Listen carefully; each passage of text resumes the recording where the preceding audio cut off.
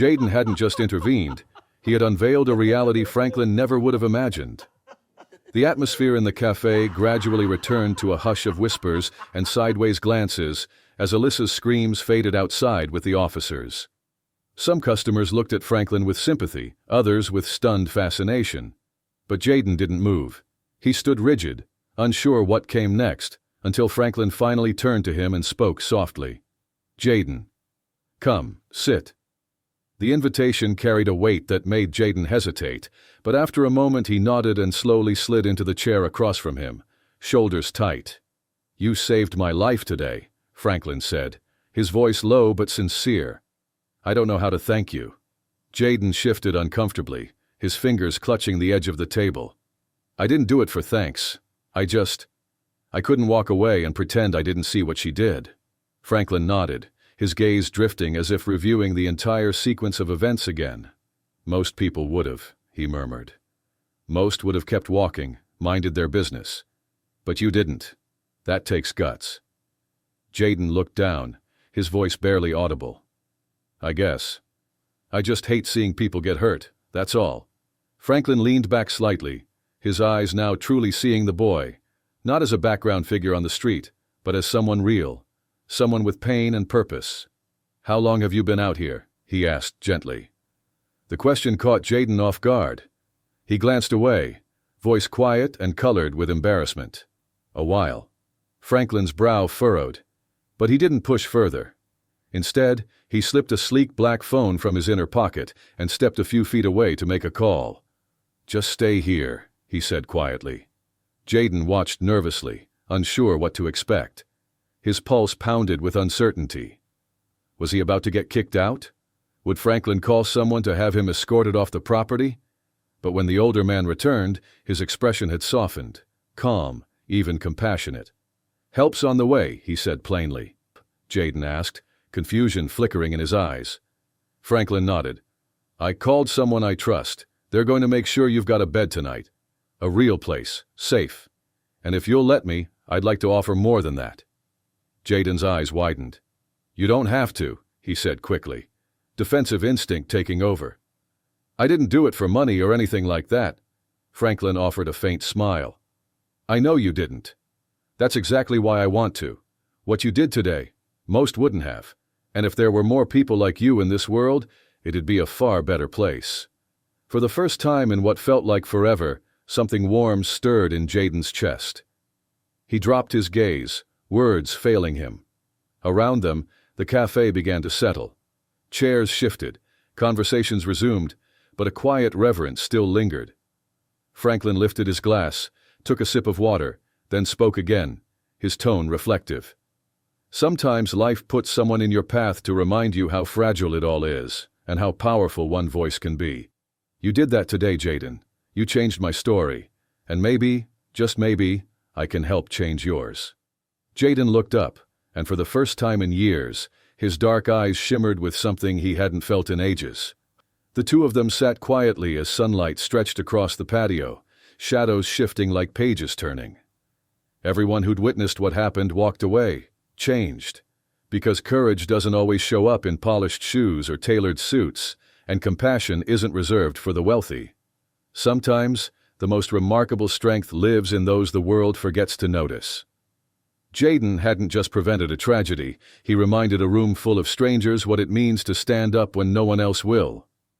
If this story touched you, be sure to hit that subscribe button and stick with us for more powerful stories of bravery, truth, and second chances. Share this video with someone who needs to remember, small choices can spark the biggest changes. The fallout was devastating.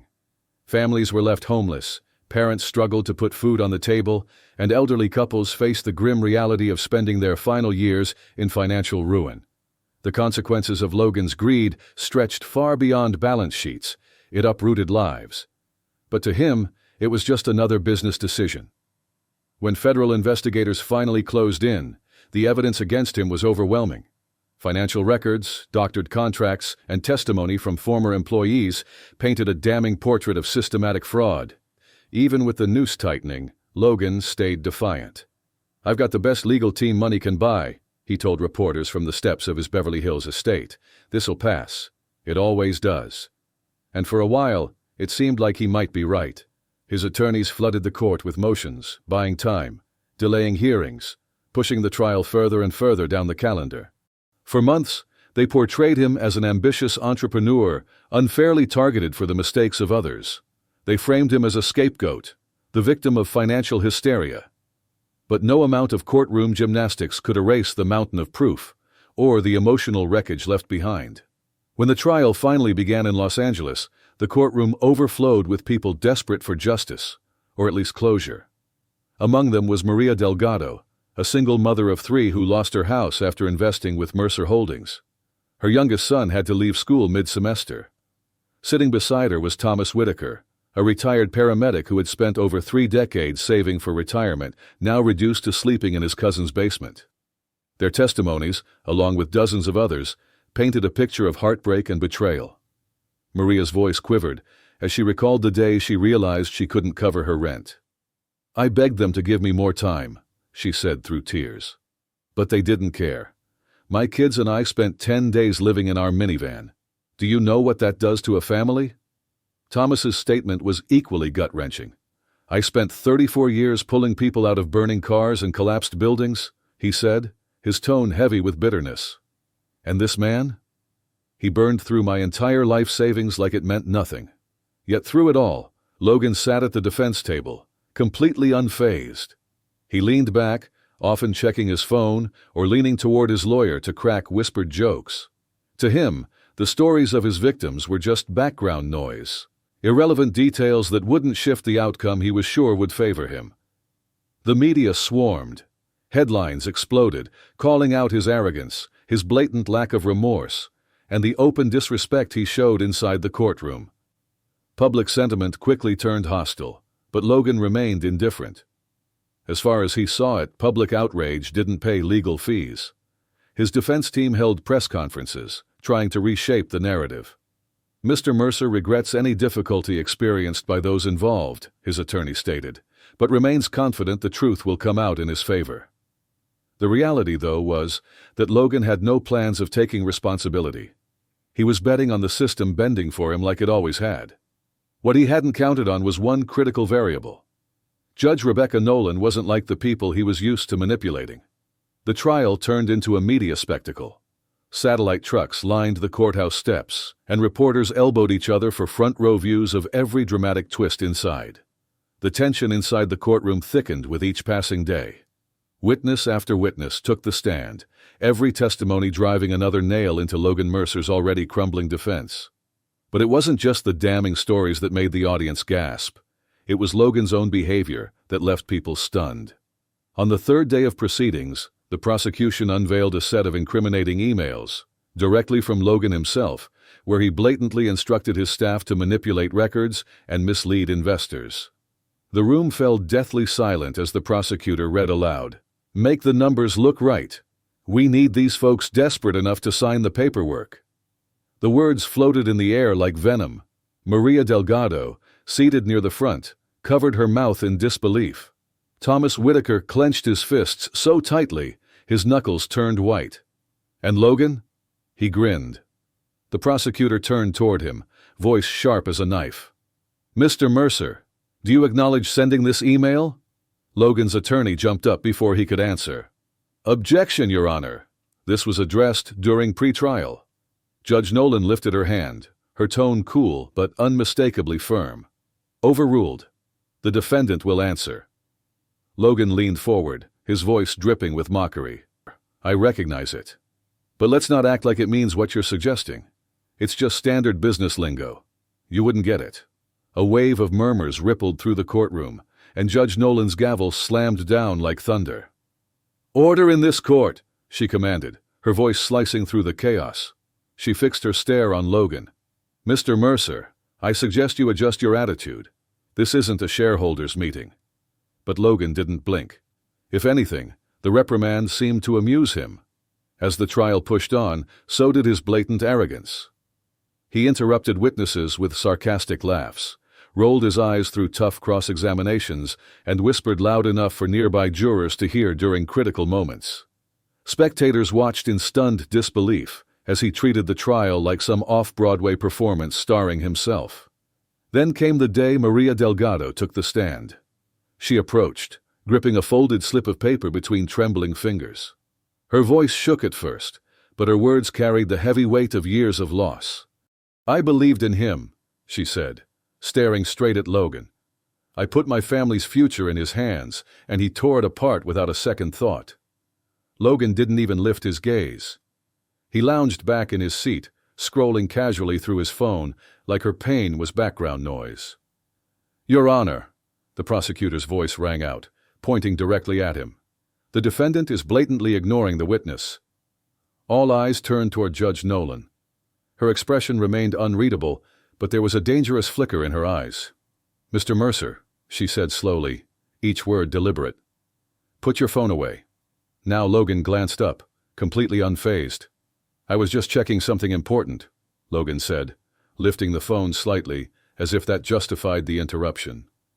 Judge Nolan's tone dropped a full octave, her words like steel. "I said now."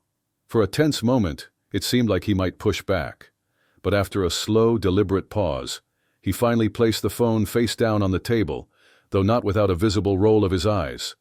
The air in the room thickened with tension, but the damage to his image had already been done. Maria continued her testimony, her voice now trembling with disbelief that someone could be so brazenly disrespectful in the face of such pain. By the time she finished, tears streaked down the faces of nearly everyone present. Everyone except Logan. A week later, the prosecution rested, their case airtight. Now it was the defense's turn, and Logan's attorney threw everything he had into the fight, challenging witness credibility, spinning alternative narratives, even trying to paint Logan as a misunderstood entrepreneur, targeted by aggressive prosecutors. But the holes in their arguments were too wide, the lies too obvious.